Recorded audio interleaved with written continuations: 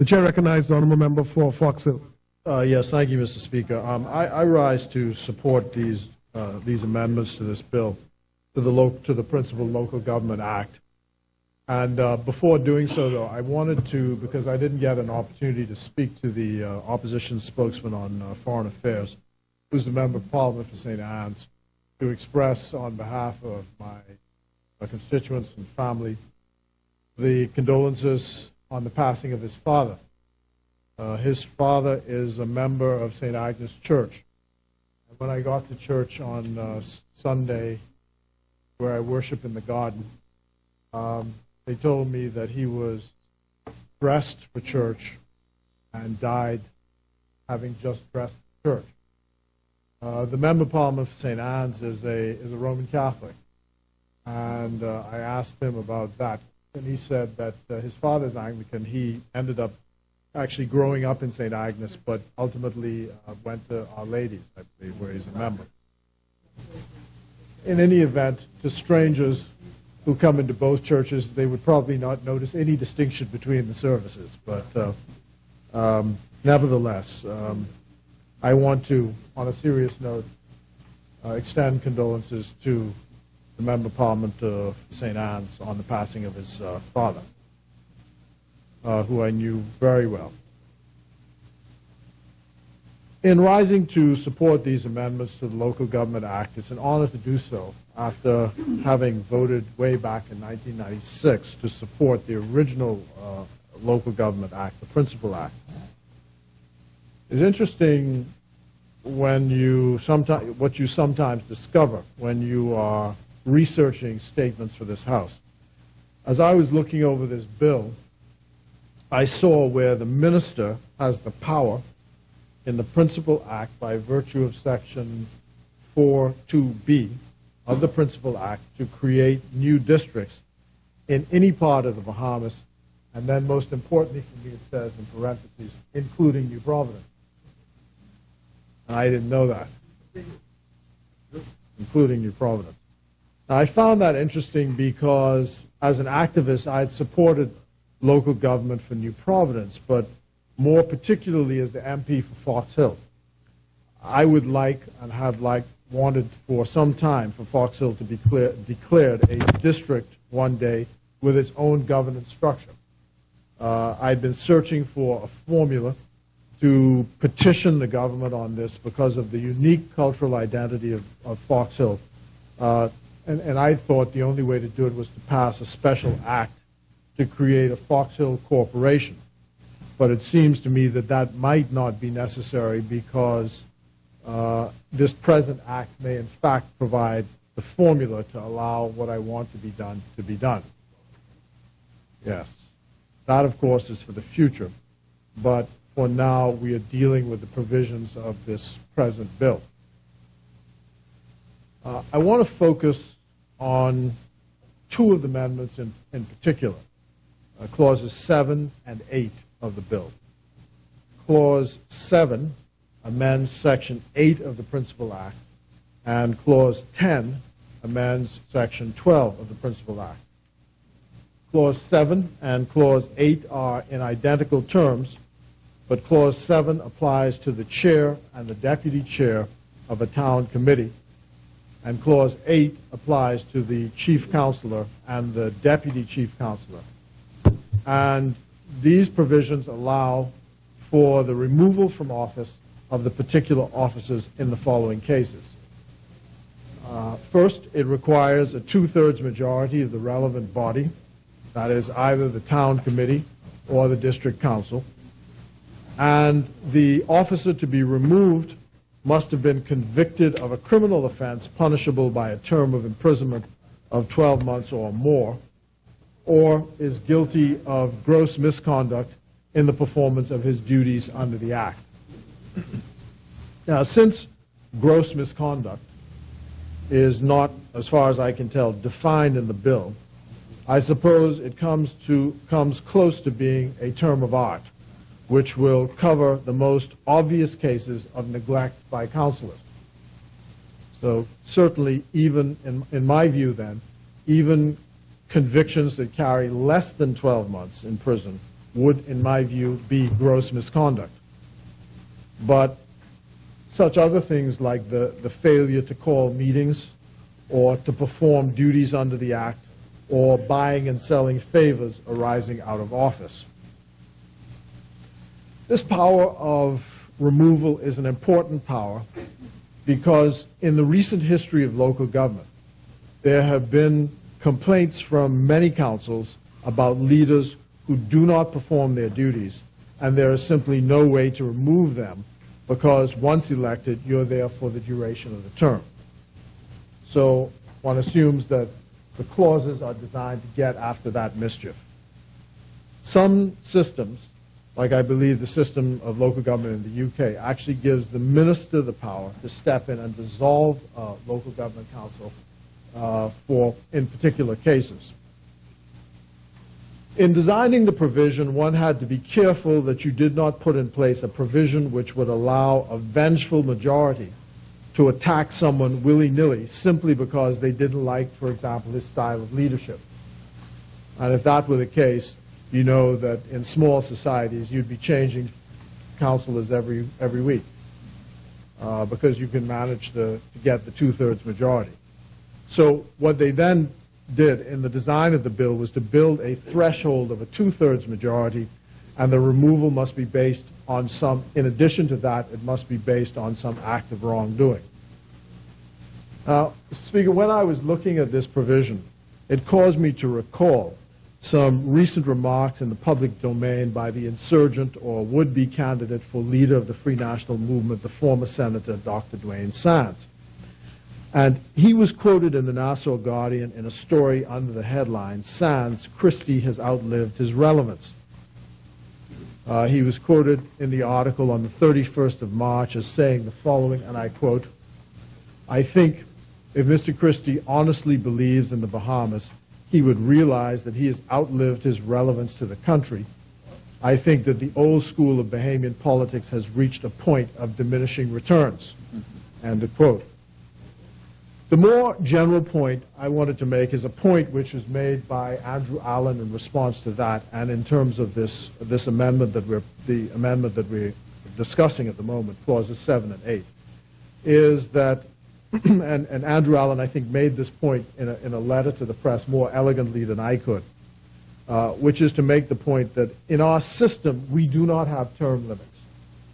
So what is being proposed for local government, where someone can be removed from office where he's been elected by the people, is somewhat unusual because there is no system of recall and there's no limit on how long you can serve.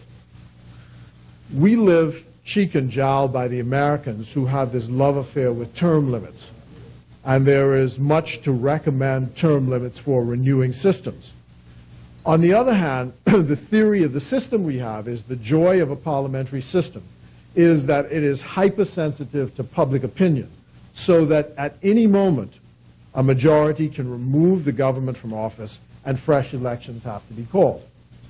Thus, this invisible hand is thought to be the check on the excesses of the executive in office. So that is why the local government's power of removal of office are vested in the council, but with a sufficient brake on the power so that it is not used capriciously or whimsically, and with the personal vendettas that can often arise in small communities. The question of relevance, Dr. Sands, then, I say to him, is one that our system, as presently designed, is for the Parliament to decide. In the case of local government, it's for local government to decide. And ultimately, in our system, the question of relevance is decided by voters. I asked a couple of questions myself on the comments made by Dr. How in the world did he get to comment on the leadership of the PLP? And how is this his business? I thought he was an F&M. And I thought he was after the leadership of the F&M, not the leadership of the PLP.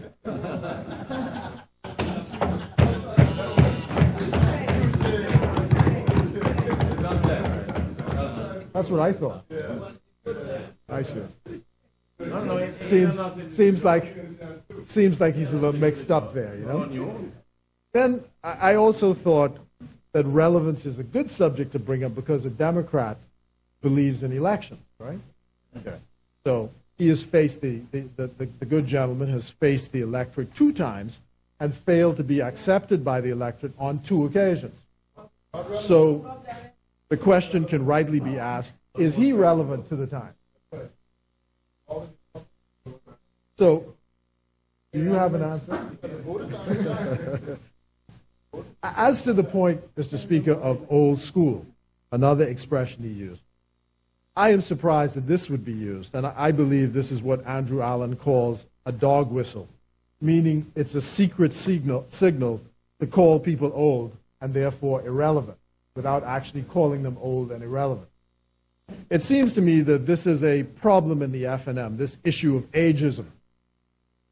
And I remember, of course, their comments on the platform about old people when campaigning in North Andros. I think somebody got on the platform and said, you know, okay, all these old people. Of course, the old people probably went out, registered to vote, and voted against them. That's right. And ageism, Mr. Speaker, is defined as follows: the tendency to regard older people as debilitated, unworthy of attention, or unsuitable for employment. It's surprising, therefore, that ageism would come from a man who is a doctor and who, if he is not old school himself, should know that forced retirements on the basis of age are disappearing around the world. In other words, you work as long as you're healthy. The Nassau Guardian, whose editors have been pushing this ageism line now for several weeks, examined this question in an editorial, and it separated out those in the PLP who had considered old and those who had considered young. This, again, was an effort to determine who the leaders of the PLP will be. And Dr. Sands even suggested that perhaps that was the issue related to crime fighting as well, although he didn't call any names. So the crime fighting is failing because presumably old people are in charge of fighting crime. So presumably both the Nassau Guardian and Dr. Sands, and presumably the FNM, are saying that once you reach 60, you're no longer relevant to the times, and therefore you are old school. Right. Well,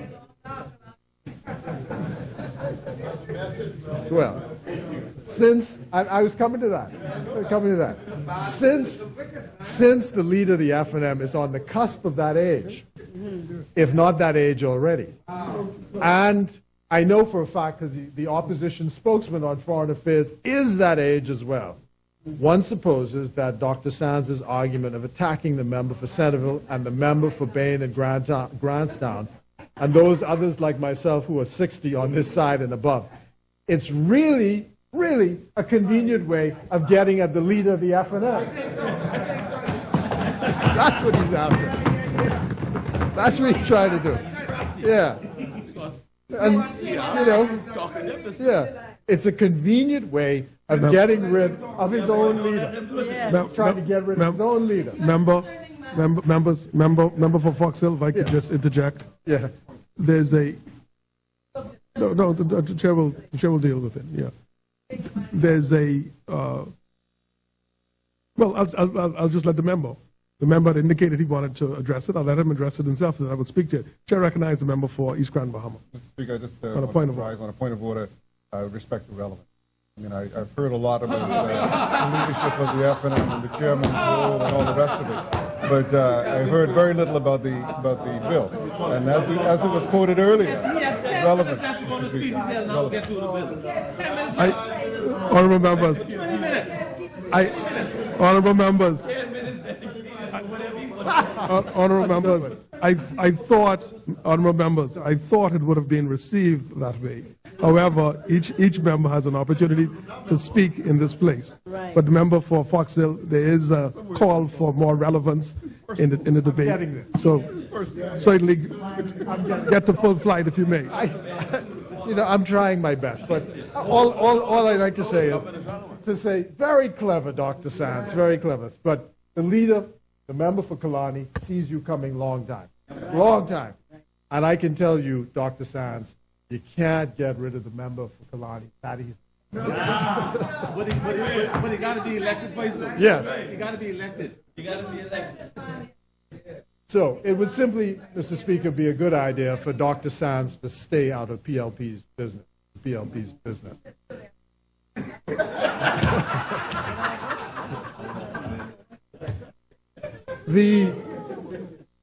This party, sir, will choose its leaders. Its present leader has 4 decades in public life, has offered that experience to the electorate and succeeded every time. He will know when it's time to go, and it won't be Dr. Sands who chooses that time. It's the people of the Bahamas.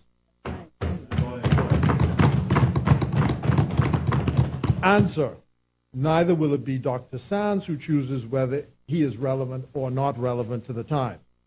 It's clear that we are relevant to the times. It's clear the leader is relevant to the times. Clear as daylight. We won the general election. You lost the general election. You can only snipe from the outside. That, sir, is what I call irrelevant. Yes, that's right. So my advice, sir, is to stick to mending hearts. Stick to mending hearts. The country needs your expertise there. Politics, leave that alone. I believe that the provisions which allow for removal in the limited circumstances, therefore, are good. Local government elections are coming up in June, Mr. Speaker. I wish to encourage all PLPs and young PLPs and all of our leaders in local communities to get involved in these elections. It's a way for you to get your feet wet in electoral politics. With the economic growth and challenges that we see coming for Bimini, Eleuthera, San Salvador, where my grandfather was from Andros, Grand Bahama, Exuma, and Abaco, where all these changes are coming, we need to have the leaders of our communities involved in leadership in these communities if they are to move forward. And local government is a good place to start. And I'll be watching for the results in those areas that I call. And I don't want PLPs or PLP's sympathizers in these elections coming up to give any quarter in seeking to influence the election results in local communities. Seize the day. Seize the day. The secret to local government elections and the success in local government elections, Mr. Speaker, is turnout, turnout, turnout. It's important that we beat the bushes and get a good turnout for those elections in June so that those who are sympathetic to us will be running those councils after June for the next 3 years. Before I sit, Mr. Say? Sorry. Before I sit, Mr. Speaker, I wish to address two final issues. The comment was made recently in the press, again by Dr. Sands, that when a sovereign country, the Commonwealth of the Bahamas, finds itself in the, he says, in the unbelievable, internationally embarrassing situation of having a crime of this magnitude reported by our neighbor, and we have not reported it, then the Ministry of Foreign Affairs should give a public account. And I believe he was talking about, there was a headline in the newspaper about some armed robbery that had taken place, and gathered the U.S. had given some statement, arguing that the police didn't give the statement before the U.S. gave the statement, and so on and so forth. So he's calling for us to count. I think that this is engaging in overreach. And I did speak to this generally, and so I want to make this statement about it. There's no smoking gun here. The explanation about what happened requires no conspiracy theory and no special mention by any other country. The explanation by the police is that explanation is entirely innocent. What I know is this. You cannot just go to make political brownie points, and then you always seem to be siding with the other side against your own country. I've said this before. U.S. diplomats in this country have a job to do, and they do their job. Their job, as far as I can understand, is to report what they perceive to be about conditions in the country that they're serving in. I, as the Minister of Foreign Affairs, can write the same thing about criminal events in certain parts of Miami, the city of Chicago, the city of New York, and Los Angeles. I can tell Bahamians through the Ministry of Foreign Affairs, do not go into certain parts of those cities because crime is out of control in parts of those cities. I don't condemn the entire United States because there's crime in Chicago. As a matter of fact, every year we warn Bahamians about their safety and how to protect themselves from being robbed in Miami. We do it at Christmas time. We say to Bahamians, when you're going to Miami, be careful where you park your car. Be careful when you're along the highway. If you get bumped, don't come outside. We at least have 3 or 4 occasions during Christmas time every year where people's passports are stolen from cars in Miami by Bahamians who leave their passports and briefcases in cars in Miami. So there's crime in Miami. In any modern state, you're going to find crime. But every time there is some statement by the U.S., we get all agitated and out of joint about this. The government's history of fighting crime, its dedication to fighting crime, is unremitting. Let's make that absolutely clear. Not backing off from that at all. No one wants anyone to come to this country and be harmed in any way. And everywhere you go, you have to be careful wherever you go, Bahamians or non-nationals who come to the country. So I don't want people to just getting themselves out of joint over this. Because, as I said, the same thing could be said for any other country. And I think the whole thing needs to be put in scale. So again, I urge the good doctor to give it a rest. No one wants anyone to be harmed. No one wants Bahamians or tourists to be harmed. And we try to make this place safe. We're continuing to work. With God's help, we'll do so. Finally, Mr. Speaker, I do want to pay tribute to Sir Albert Miller, before I sit down, Sir Albert Miller, who has retired at the age of 88 as the chairman of FOCAL. Yeah. At the age of 88, has retired as the head of FOCAL, which is the only Bahamian-owned oil company in this country. All the other retail distribution, wholesale distribution, actually owned by non-nationals. The company is a great success story. His own life is a great success story. And I've said it before here in this house, that he was on his way home as a baby. I believe he was 6 months old when he fell overboard during his passage back to Long Island during the 1926 hurricane. He was rescued by a man, I think he actually knows the name of the person who rescued him, when he fell overboard as a baby. His mother never recovered from the trauma of the 26 hurricane. And within a year of that incident, she died. So he ended up being raised by his older sister. And she, I think, lived to be about 97. So he joined the police force. And he tells the story of his paycheck, getting his paycheck, and what he would do is he'd take the paycheck home to his sister. His sister would take some monies out, give him an allowance, and he never saw the rest of it. And he always thought, well, the money was spent on upkeep. He says one day he was reading newspaper or something, and he saw that there was some advertising for land for sale. He wanted a lot. So he goes and mentions this to his sister. And his sister says, well, if you want to buy the lot, you can. He says, where will I get the money from? She'd been saving the money. And with the money that she saved from his pay packet, he was able to buy his first lot. And that story is a story that is repeated by generations, the people in that generation. We have done a remarkable job in this country of social mobility. You look at all the people who sit on the benches in here, and you know that there are similar stories for their parents.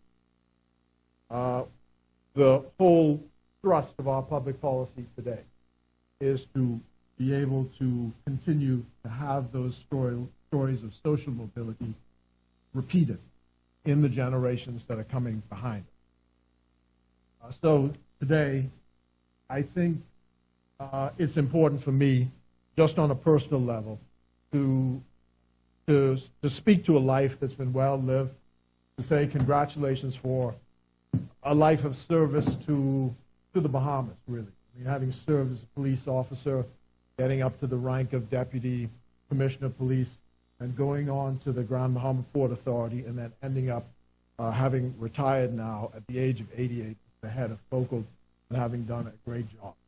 And his successor is another Bahamian success story, Mr. Franklin Wilson, CMG, who now heads Focal, which I say is the only Bahamian company that's happened. So those are my remarks. I support the amendment, and I commend the bill and the minister's work to this House. Thank you, Mr. Speaker.